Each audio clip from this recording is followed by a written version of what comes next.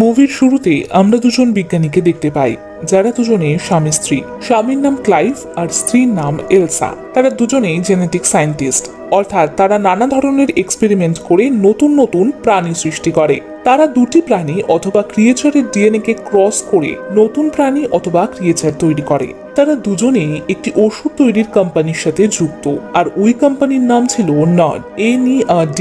ওরা প্রথমে দুটি প্রাণীর ডিএনএ মিক্স করে একটা নতুন প্রাণী সৃষ্টি করার জন্য। তারপর ওই প্রাণীর প্রোটিন থেকে নানা ধরনের ওষুধ বানাতো। রিসেন্টলি ওরা নতুন এক ধরনের প্রাণী সৃষ্টি করেছিল, সেটা ছিল মেল, আর সেটা দেখতে পুরো আলাদা ছিল। তারা এই রকম একটি ফিমেল প্রাণী আগেও বানিয়েছিল। তারপর তারা ওই প্রাণী দুটিকে একসাথে এক জায়গায় রেখে দেয়। ওই প্রাণী দুটি একে অপরের সাথে ভালোভাবে মিশে যায় এবং একে অপরকে পছন্দ করতে শুরু করে। এর অর্থ ছিল তাদের এক্সপেরিমেন্ট সফল হয়েছে।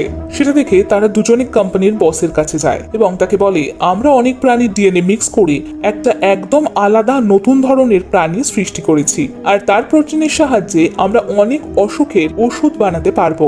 এবং তার সাথে সাথে আমরা একটা কৌশলও আবিষ্কার করেছি, যার দ্বারা আমরা কোনো মানুষের সাথে কোনো পশুর ডিএনএ মিক্স করে একটা হাইব্রিড প্রাণী বানাতে পারি, যা থেকে আমরা বিভিন্ন রোগের ওষুধ বানাতে পারি। সেটা শুনে ওদের বস বলে, যে কাজ তোমরা করেছিলে, অর্থাৎ যে এক্সপেরিমেন্ট তোমরা করছো, তাতে আমরা খুব খুশি হয়েছি, কিন্তু যে কথা তুমি বলছো, অর্থাৎ মানুষ আর পশুর ডিএনএ মিক্স করার কথা, সে ব্যাপারে কোম্পানি রাজি হবে না।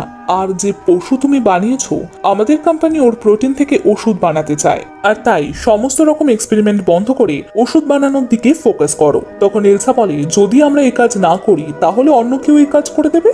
তাতে বস বলে, আমি কখন বললাম এই কাজ আমরা করব না?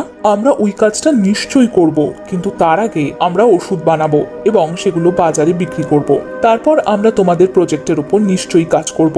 তাই বস এই কাজ করতে নিষেধ করে। তাতে ওরা দুজনে খুবই নিরাশ হয়, কারণ ওরা দুজন জেনেটিক সায়েন্টিস্ট ছিল, যারা কোনো কোম্পানির জন্য ওষুধ বানাতে পারে না। তাই তারা ডিসাইড করে গোপনে তাদের রিসার্চ চালিয়ে যাবে। তাই তারা গোপনে তাদের কাজ শুরু করে দেয়। কিন্তু এই কাজ এগিয়ে নিয়ে যাওয়ার জন্য কোনো মানুষের ডিএনএ দরকার। তাই এলসা ক্লাইভকে কারো ডিএনএ এনে দেয়। ক্লাইভ জিজ্ঞেস করে, এটা কার ডিএনএ? তার উত্তরে এলসা বলে, এটা একজন অচেনা লোকের ডিএনএ। তারপর তারা ওই মানুষের ডিএনএ আর যেই পশুটা ওরা তৈরি করেছিল তার ডিএনএ নিয়ে এক্সপেরিমেন্ট শুরু করে।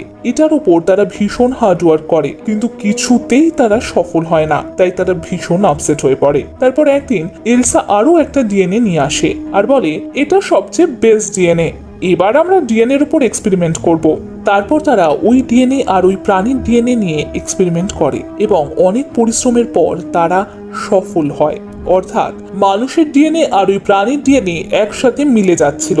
যেহেতু এক্সপেরিমেন্ট বেআইনি ছিল, তাই ক্লাইভ আর এটা এগিয়ে নিয়ে যেতে চাইছিল না, কিন্তু এলসা সেটা চাইতো না। সে এই রিসার্চকে এগিয়ে নিয়ে যেতে চায়। তাই সে ওই ডিএনএটা নিয়ে একটা ঘরে চলে যায়। ওই ঘরে এমন একটা মেশিন ছিল যাতে ডিএনএ ঢেলে দিলে সেখানে প্রাণী অথবা কোন ক্রিয়েচার জন্ম নেয়। এলসা ওই মেশিনে ডিএনএ ঢেলে দেয়। ক্লাইভ এলসাকে বলে, এটা আমরা ভালো কাজ করছি না। কাউকে বানানো আবার তাকে মেরে ফেলা, এটা ভালো কাজ নয়। এলসা বলে, প্রতিদিনই তো কত লোক এমনি মারা যায়, আর হতে পারে আমাদের এই এক্সপেরিমেন্টের সাহায্যে অনেক মানুষ বেঁচে যাবে। তাই ক্লাইভ এলসার কথা মেনে নেয়। তাই তারা তাদের কাজ শুরু করে দেয়। কিন্তু আশ্চর্যের ব্যাপার যে বাচ্চাটার আস্তে আস্তে বড় হবার কথা, কিন্তু সে খুবই দ্রুত বেড়ে উঠছে। তাকে চেক করার পর জানা যায় ওই বাচ্চা একদম নর্মাল। কিন্তু সন্ধ্যেবেলায় হঠাৎ করে ল্যাবের অ্যালার্ম বাজতে শুরু করে। যখন ওরা চেক করতে যায় তখন দেখে যে ওই বাচ্চা পুরোপুরি ডেভেলপ হয়ে গেছে। সে জন্ম নেওয়ার জন্য মেশিনের বাইরে আসার চেষ্টা করছে। তাই তাকে বাইরে বার করে দেয়। সেটা দেখতে অদ্ভুত লাগছিল। ক্লাইভ ওই ক্রিয়েচারকে মারতে চাইলো। এলসা তাকে বলে, এখনই এটা করা আমাদের উচিত নয়। আমরা হয়তো সফল হয়েছি এই ক্রিয়েচারটা বানিয়ে, কিন্তু ক্লাইভ এলসার কথা শোনে না। তাই সে ক্রিয়েচারটা যেখানে আছে সেখানে যায় ওটাকে মারার জন্য, কিন্তু ওখানে গিয়ে দেখে তার আগেই সে মারা গেছে। তাই ক্লাইভ সেখান থেকে চলে যায়। এলসা বলে, আর কোনো বিপদের সম্ভাবনা নেই। তাই এলসা ওই বাক্সটা খুলে দেয়। তারপর সে যখন চেক করে তখন দেখে কোনো বাচ্চা বা ক্রিয়েচারই নেই। এটা তো একটা চামড়া পড়ে আছে, তার মানে ওই চামড়া থেকে কোনো ক্রিয়েচার বেরিয়ে এসেছে, আর সে এখনো ল্যাবেই আছে। তারপরে ওই অদ্ভুত ক্রিয়েচারটাকে দেখানো হয়, যার দুটো পা। বাইরে থেকে ক্লাইভ ওই ক্রিয়েচারকে দেখতে পায় আর এলসাকে বলে, তুমি তাড়াতাড়ি বাইরে চলে এসো, আমি ওকে এখানে বিষাক্ত গ্যাস দিয়ে মেরে ফেলবো। কিন্তু এলসা ক্লাইভের কথা শোনে না আর ওই ক্রিয়েচারকে বলে, আমি তোমার কোনো ক্ষতি করব না, তুমি ভয় পেও না। তারপর ওই অদ্ভুত ক্রিয়েচার এলসার কাছে আসে, ভয় পায় না। তখন ক্লাইভ পেছন থেকে একটা রড নিয়ে আসে, তাই দেখে ওই ক্রিয়েচারের রাগ হয়। তারপর ক্লাইভ আর এলসা বাইরে বেরিয়ে আসে। ক্লাইভ এলসাকে বলে, আমি এবার বিষাক্ত গ্যাস অন করব, কারণ আমি এই ক্রিয়েচারকে বাঁচিয়ে রাখতে পারবো না, আমি একে মেরে ফেলতে চাই। তখন এলসা বলে, না, আমরা শুধু ওকে অজ্ঞান করে দেব, কারণ আমি দেখতে চাই আমরা কি বানিয়েছি। তাই সে ক্রিয়েচারটাকে অজ্ঞান করে দেয় আর তার পরীক্ষা করতে থাকে। তাতে জানা যায় যে এটা একটা ফিমেল ক্রিয়েচার। সে খুব তাড়াতাড়ি বড় হয়ে যাচ্ছে এবং একসময় ডেভেলপ করার পর মরে যাবে। তার জীবনের সময় খুবই অল্প। আস্তে আস্তে সে বড় হচ্ছিল, ডেভেলপ হচ্ছিল, ওর হাত পাও বেরিয়ে আসছিল এবং মস্তিষ্কেরও বৃদ্ধি ঘটছিল। এলসা তার প্রতি আসক্ত হয়ে ওঠে, তাকে খাবার খাওয়াতে লাগে, বিভিন্ন অ্যাক্টিভিটি শেখাতে লাগলো। একদিন এলসা ক্রিয়েচারকে অনেকগুলো অ্যালফাবেট দিয়ে বলল, এগুলো এমন ভাবে অ্যারেঞ্জ করো যাতে আমার নাম তৈরি হয়। কিন্তু সেই ক্রিয়েচার এনিয়াডি লিখে ফেলে, যেটা এলসার কোম্পানির নাম, কারণ এলসার শার্টে ওই বানানটি দেখছিল। এটা দেখে এলসা খুশি হয়, কারণ এখন সবকিছু সে বুঝতে পারছিল। তখন সেখানে ক্লাইভ আসে। ও এই ক্রিয়েচারটাকে একদমই পছন্দ করে না। সে বলে, এই ক্রিয়েচারকে বাইরে কেন এনেছো? একে ভেতরে রাখো, আর ওর লেজটাকেও ঢাকা দিতে হবে। আসলে ওই ক্রিয়েচারের একটা লম্বা লেজ ছিল। এলসা বলে, ওকে জানোয়ার বলো না। ক্লাইভ বলে, তাহলে কি বলবো? তখন এলসা বলে, ওকে ড্রেন বলো, কারণ ও এখন অ্যালফাবেট দিয়ে এনিয়াডি লিখেছে, যেটা উল্টে দিলে হয় ড্রেন। তারপর একদিন ক্লাইভের ভাই ড্রেনকে দেখে ফেলে আর সে ড্রেনের রিয়ালিটি জানতে চায়। যেহেতু তারা ড্রেনকে আর সাথে রাখতে পারে না, তাই তাকে ফার্ম হাউসে পাঠিয়ে দেয়। তারপর সেই সময় এসে যায় যখন এলসা আর ক্লাইভ তাদের কোম্পানির মালিকের কাছে তাদের আগের বানানো ক্রিয়েচার নিয়ে প্রেজেন্টেশন করে। আর প্রেজেন্টেশন দেওয়ার সময় যখন সে ক্রিয়েচারদের নিয়ে কোম্পানির মালিকের কাছে আসে, তখন ওই দুই ক্রিয়েচার একে অপরের সাথে লড়াই করে আর তাতে তাদের মৃত্যু হয়। আর সেই কারণে তারা হতাশ হয়ে পড়ে। তারপর ওই দুই ক্রিয়েচারের লড়াইয়ের কারণ খুঁজতে থাকে এবং তারা জানতে পারে ওই দুটো ক্রিয়েচারের মধ্যে যেটা ফিমেল ছিল সে নিজে থেকেই তার জেন্ডার চেঞ্জ করে নিয়েছে, কারণ তার মধ্যে সেই ক্ষমতা ছিল। তার মানে সে মেল জেন্ডারে পরিণত হয়েছিল। ওই ক্রিয়েচারের শরীরে এখন এক প্রাণীর ডিএনএ ছিল, যা নিজে থেকেই চেঞ্জ হতে পারে। এলসা আর ক্লাইভ কথা আগে জানতে পারেনি, কারণ তারা তাদের নতুন এক্সপেরিমেন্ট অর্থাৎ ড্রেনকে নিয়ে ব্যস্ত ছিল।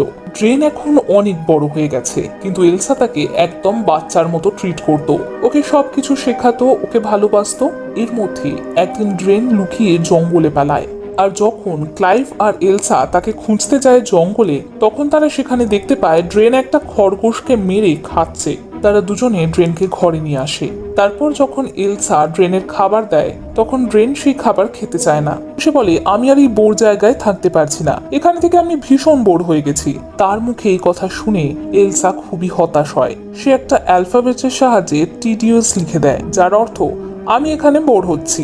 তারপর সে কাঁচের জানলা ভেঙে ছাদের উপর চলে যায় এবং তার পেছন পেছন ক্লাইভ আর এলসাও যায়। সেখানে দেখে ড্রেনের পাখা গজিয়েছে। সে তখন উঠতে যাচ্ছিল, তখন ক্লাইভ বলে, দাঁড়াও, আমরা তোমাকে ভালোবাসি, তোমাকে আমাদের প্রয়োজন, আমরা তোমাকে আমাদের কাছেই রাখবো। এটা শুনে ড্রেনের ডানাগুলো তার শরীরের মধ্যে মিলিয়ে যায়। ড্রেনের এখন খুব ব্রেন শার্প হয়ে গেছিল, সে সবকিছু বুঝতে পারতো, ভালো মন্দ সবকিছু। একদিন ড্রেন একটা বেড়াল পায়, কিন্তু এলসা ওই বেড়ালকে তার কাছে থেকে কেড়ে নেয়, কারণ এলসা ভয় পাচ্ছিল যে ড্রেন হয়তো বেড়ালটাকে মেরে ফেলবে। এরপর আমরা একটা আশ্চর্য ব্যাপার লক্ষ্য করি, সেটা হলো ড্রেন ক্লাইভকে পছন্দ করতে আরম্ভ করে, যার ফলে ক্লাইভ বুঝতে পারে ড্রেনকে বানানোর সময় মানুষের যে ডিএনএ মিক্স করা হয়েছিল সেটা আসলে এলসার ছিল। তাই ক্লাইভ এলসার উপর রেগে যায়। সে বলে, তুমি এটা ভালো করনি, এটা তোমার করা উচিত হয়নি। আস্তে আস্তে তাদের মধ্যে ভালোবাসা শেষ হয়ে যাচ্ছিল, তাই এলসা ওই বেড়ালটাকে ড্রেনের কাছে দেয়। ড্রেনের লেজটা ছিল নখরযুক্ত, তাই ড্রেন তার নখ দিয়ে ওই লেজের সাহায্যে বেড়ালের গলায় ফুটিয়ে দেয় আর তাকে মেরে ফেলে। এসব দেখে এলসা প্রচন্ড রেগে যায়। সে ড্রেনকে একটা থাপ্পড় মারে। থাপ্পড় খেয়ে সে এলসার উপর চেপে যায় আর এলসাকে গলা থেকে চাবি নিয়ে তালা খুলে বাইরে বেরিয়ে যায়। এবার তারা ড্রেনের নানান রূপ দেখতে পায়। তারপর আমরা দেখতে পাই এলসা প্রোটিন বানাতে সক্ষম হয়, যেটা রেসপন্সিবিলিটি তার ওই কোম্পানি তাকে দিয়েছিল। এরপর একদিন ক্লাইভ আর ক্যামেরার ফুটেজে অর্থাৎ তার ল্যাপটপের স্ক্রিনে দেখতে পায় যে ড্রেন কাঁপছে এবং ড্রেন তখন জলের মধ্যে ছিল। তখন ক্লাইভ ও ড্রেনকে পছন্দ করতে আরম্ভ করে। ও নিজের ল্যাপটপের স্ক্রিনে হাত ছোঁয়ায়, ওদিকে ড্রেনও ক্যামেরা স্পর্শ করে, অর্থাৎ সে ক্লাইভের হাত স্পর্শ করতে পারছে, কারণ ও জেনে গেছিল যে ক্লাইভ ওকে দেখতে পাচ্ছে। এটা দেখে ক্লাইভ অবাক হয়। তারপর ক্লাইভ ড্রেনের কাছে যায় ওই ফার্ম হাউসে। ক্লাইভ সেখানে একাই এসেছিল, ওর সাথে এলসা ছিল না। ক্লাইভ সেখানে গিয়ে ড্রেনকে ডাকে, কিন্তু ড্রেনকে কোথাও দেখতে পায় না। তখন ক্লাইভ পিছন ফিরে দেখে ড্রেন ক্লাইভের পিছনে দাঁড়িয়ে আছে। ড্রেন ক্লাইভকে বলে, তোমাকে আমার খুব ভালো লাগে। ক্লাইভ বলে, না, এটা কোনো ভালো কথা নয়। কিন্তু যেহেতু ক্লাইভ ও ড্রেনকে পছন্দ করত, তাই সেও নিজেকে কন্ট্রোল করতে পারে না। কিন্তু তখনই সেখানে এলসা চলে আসে। ওদের দুজনকে একসাথে দেখে এলসার খারাপ লাগে। সে রেগে গিয়ে সেখান থেকে বেরিয়ে যায়। তারপর এলসা ড্রেনের লেজ কেটে দেয়, কারণ ড্রেনের লেজটি ছিল নখরযুক্ত, যাতে করে সে যে কোনো মানুষের ক্ষতি করতে পারে। তাতে এলসা দুঃখ পায়। তারপর তারা ওই ক্রিয়েচার বানানোর জন্য অনুতপ্ত হয়। তারা ভাবে তাদের এই ক্রিয়েচার বানানো উচিত হয়নি। এলসা বলে, কোম্পানি যে প্রোটিনের কথা বলেছিল সেটা আমি তৈরি করে ফেলেছি, যেটা ড্রেনের শরীরে রয়েছে প্রচুর পরিমাণে। তারপর ওরা ঠিক করে এবার তারা ড্রেনকে মেরে ফেলবে। তাই তারা ওই ফার্ম হাউসে যায় এবং সেখানে গিয়ে দেখতে পায় ড্রেন প্রায় মৃত্যু শয্যায়। তারপর ড্রেন মারা যায়। আমরা জানি তার জীবন এতদূর পর্যন্তই ছিল। তারপর তারা ড্রেনের মৃত শরীরটা কাছাকাছি একটা জায়গায় পুঁতে দেয়। পুঁতে দেওয়ার পর ক্লাইভের ভাই সেখানে চলে আসে এবং তার সাথে অন্য আরেকজন এমপ্লয়িও ছিল। ক্লাইভের ভাই ওই কোম্পানিতেই কাজ করত। ক্লাইভের ভাই বলে, আমি জানি তোমরা দুজনে একটা ক্রিয়েচার বানিয়েছো, যেটা পুরো মানুষের মতো দেখতে, কারণ যে প্রোটিন তুমি কোম্পানিকে দিয়েছো তাতে মানুষের ডিএনএও যুক্ত আছে। তাই আমি ওই ক্রিয়েচারকে দেখতে চাই যেটা তোমরা বানিয়েছো। এলসা আর ক্লাইভ বলে, সে তো মারা গেছে, তাকে আমরা সৎকারও করে দিয়েছি। আর তখনই কারো চিৎকার শোনা যায়, আর ওই আওয়াজ আসে যেখানে ড্রেনের সৎকার করা হয়েছিল। তাই তারা সবাই সেই দিকে দৌড়ে যায়, কিন্তু ওরা দেখতে পায় সেখানে ড্রেনের সৎকার করা হয়েছিল সেখানে ড্রেন নেই। সে ওপরের ছাদে দাঁড়িয়ে আছে। ও আবার বেঁচে উঠেছে। এবার সে আরো শক্তিশালী আর ভয়ঙ্কর হয়ে উঠেছিল। এখন তার ডানা বেরিয়ে এসেছে আর লেজও পুনরায় গজিয়েছে, কারণ এলসা ওটা কেটে দিয়েছিল। তারপর ক্লাইভের ভাই আর ওই এমপ্লয়কে সে মেরে ফেলে এবং এসব দেখে ক্লাইভ অজ্ঞান হয়ে যায়। সেই সময় ড্রেন এলসাকে ধরে ফেলে। আমরা এখানে জানতে পারি যে ড্রেনও তার জেন্ডার চেঞ্জ করেছিল, কারণ তার মধ্যে ওই প্রাণীরই ডিএনএ ছিল, যেটা সে নিজে থেকেই জেন্ডার চেঞ্জ করতে পারত। তাই সে এখন মেল জেন্ডারে পরিণত হয়েছে এবং এলসার সাথে জোর জবরদস্তি করতে শুরু করে। তখন পিছন থেকে ক্লাইভ একটা কাঠের টুকরো ড্রেনের শরীরে ঢুকিয়ে দেয়। তাতে ড্রেন আহত হয় আর এলসাকে ছেড়ে দেয়। কিন্তু কিছুক্ষণ পরে সে ওই কাঠের টুকরোটা নিজের শরীর থেকে বের করে এনে ক্লাইভের উপর অ্যাটাক করে। তখন এলসা একটা পাথর তুলে নিয়ে ড্রেনকে মারে এবং বারবার আঘাত করতে থাকে, কিন্তু হঠাৎ ও থেমে যায় আর চিন্তা করে যে আমরা নিজের হাতে একে তৈরি করেছি আর এই হাত দিয়ে আমরা ওকে মারছি। এলসা এটাও ভাবে যে ওর শরীরে তো আমারই ডিএনএ আছে। কিন্তু এই সময় ড্রেন এই সুযোগে সদ্ব্যবহার করে ক্লাইভকে নিজের লেজে ঢুকিয়ে মেরে ফেলে আর এলসা আবার ড্রেনকে ওই পাথর দিয়ে মারে আর ড্রেনের মৃত্যু হয়। এরপর এলসা আর তার বসকে দেখা যায়। এলসার তখন বেবি হবে আর এই বেবি ড্রেনের, কারণ ড্রেন নিজের জেন্ডার চেঞ্জ করেছিল। এলসার বস তাকে বলে যে প্রোটিন তোমরা কোম্পানিকে দিয়েছিলে তাতে কোম্পানির অনেক বেশি বেনিফিট হয়েছে আর কোম্পানি সেই রিসার্চকে এগিয়ে নিয়ে যেতে চায়। এলসার গর্ভে যে বাচ্চা আছে তার সাহায্যেই এই রিসার্চকে এগিয়ে নিয়ে যাওয়া যাবে। আর এলসা নিজের জীবনের রিস্ক নিয়ে তার স্বামীকে হারিয়ে এই কোম্পানির জন্য অনেক পরিশ্রম করেছে। তাই কোম্পানি এলসাকে প্রচুর অর্থ দেয়। যেহেতু এলসা একজন জেনেটিক সায়েন্টিস্ট, তাই সে না চাইলেও এই রিসার্চকে এগিয়ে নিয়ে যেতে রাজি হয়। আর এখানেই মুভিটি